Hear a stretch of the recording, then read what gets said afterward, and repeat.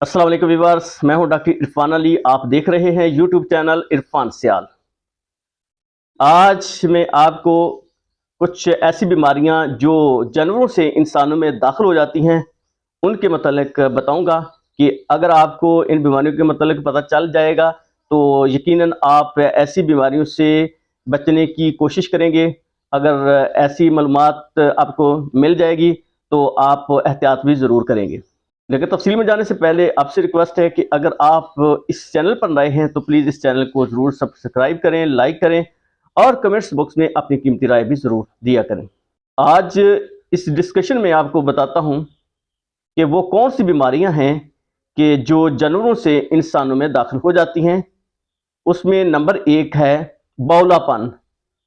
जैसे आपने हल्के कुत्ते का मतलब सुना है, उसके अंदर एक वायरस की वजह से पैदा होने वाली बीमारी होती है जो कि रैबीज यानी कि एक रेबडोवैरिडी यानी कि वायरस की ये किस्म है जो कुत्ते के अंदर जब दाखिल होती है तो कुत्ते के अंदर हल्कापन आ जाता है। और इसकी एक्सपोजर की वजह से अगर इंसान इसके साथ किसी तरीके से अटैच हो जाता है या उसके साथ इंसान के साथ इसका एक्सपोजर हो जाता है तो वो इंसानों के अंदर भी ये बीमारी दाखिल हो सकती है। लिहाजा नंबर एक हो गया बौलापन।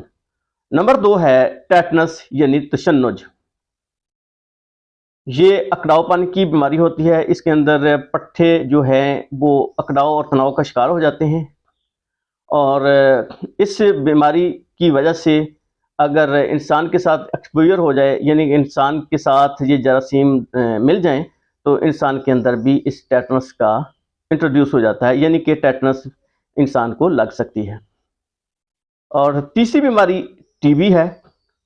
ये भी एक बैक्टीरियल डिजीज़ है। ट्यूबरकुलोसिस बैक्टीरिया की वजह से पैदा होने वाली बीमारी होती है और इस बीमारी की बहुत माशी नुकसान है। ख़ास तौर पे जानवर जो है अगर उसके फेफड़ों के ऊपर ये जरासीम हमलावर हो जाए तो उसके जो फेफड़े हैं वो ख़त्म हो जाते हैं और जानवर जो है सूख सूख के कमज़ोर हो जाता है। अगर उसके मैदे पे ये जरासीम हमलावर हो जाए तो डायरिया का ये मरीज़ बन जाता है और मसलसल उसको मोक लगी रहती है। वो जानवर भी परबा नहीं होता और माशी तौर पे नुकसान का बाइस बनता है। और अगर यही जरासीम उसके रिप्रोडक्टिव सिस्टम पे गालब आ जाए तो जानवर स्टेराइल हो जाता है, मतलब कि वो दोबारा बच्चा देने के काबिल नहीं रहता। तो ये बहुत ही ख़तरनाक किस्म का ये जरासीम है। इंसान के साथ इसका एक्सपोजर हो जाए, मतलब कि अक्सर जो है लोग वो जो चवाई वगैरह करते हैं या मतलब जानवरों के साथ वो वक़्त गुज़ारते हैं तो उनके अंदर ये बीमारी दाखिल हो सकती है। और इसके अलावा नंबर 4 है एंथ्रेक्स। ये भी बैक्टीरियल डिजीज़ है और ये बहुत ही ख़तरनाक किस्म की बीमारी होती है और इसकी एक ये निशानी होती है कि जब ये जानवर मर जाता है तो इसके मरने के बाद इसके नेचुरल ओरिफाइस से जो खून है वो खारिज होता है। अक्सर मरने के बाद खून जो है वो रुक जाता है, खुश्क हो जाता है, लेकिन इस बीमारी के अंदर ख़ास बात ये है कि वो उसके नेचुरल ओरिफाइस ने यानी नाक, मुँह, आँख यानी कि जितने भी यानी कि उसके कुदरती सुराख उनमें से खून निकलना शुरू हो जाता है मरने के बाद और ये चॉकलेट कलर का ये खून होता है। और नंबर 5 है ये कांगो वायरस यानी कांगो फीवर। ये भी इंसानों के अंदर दाखिल हो सकता है। और इन्फ्लुएंजा यानी नज़ला वगैरह ये जानवरों से इंसानों के अंदर दाखिल हो सकता है। और इसके अलावा नंबर 7 पे तारश है या रिंग वर्म की बीमारी। ये भी जानवरों से इंसानों में दाखिल हो सकती है। और एक इंतहाई ख़तरनाक किस्म की बीमारी है ब्रूसिलोसिस। ब्रूसिलोसिस ये एक बैक्टीरियल डिजीज़ है और ये जानवरों से इंसानों में दाखिल हो सकती है।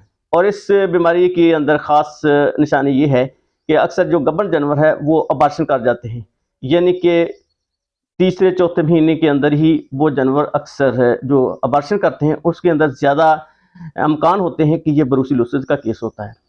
और अगर जैसे फीमेल्स हैं वो इस उनके साथ इसका एक्सपोजर होता है तो वो भी इस बीमारी का शिकार हो जाती हैं। और तो लिहाजा ये नोटिक इम्पॉर्टेंस की बीमारियां हैं, यानी कि ये जानवरों से इंसानों में दाखिल होने वाली बीमारियां हैं। और ऐसी बीमारियों की सूरत में आप मुस्तनद डॉक्टर से रजू करें ताकि आप ऐसी बीमारियों से बच सकें। तो मज़ीद मिलते हैं किसी अच्छी वीडियो के साथ, तब तक के लिए इजाज़त। अल्लाह हाफ़िज़।